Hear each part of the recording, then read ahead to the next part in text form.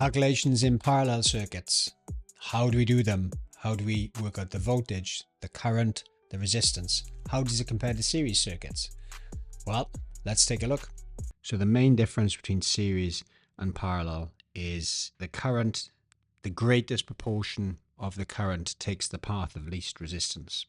The second point is that the voltage is the same along each branch. Now, if we compare that to series circuits, which was in part A of this question, the battery supplies the voltage and the voltage is shared amongst the components. But with a parallel circuit, the voltage is the same along each branch. So in other words, you have 15 volt running on that branch and 15 along that.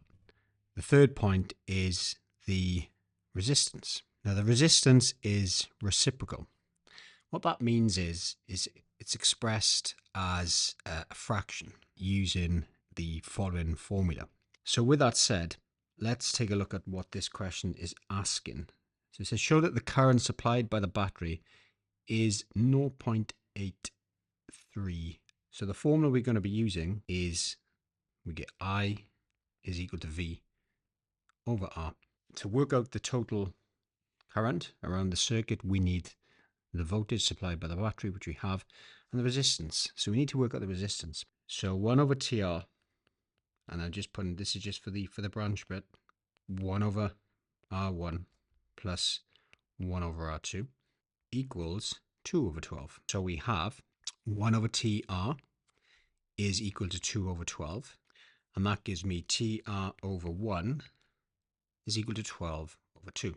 So the total resistance is equal to 6. Now that we've worked out the resistance of the parallel part, the next bit is to work out the total resistance of the whole circuit, which means I have to add on the 12 ohm resistor, which is in series with the battery.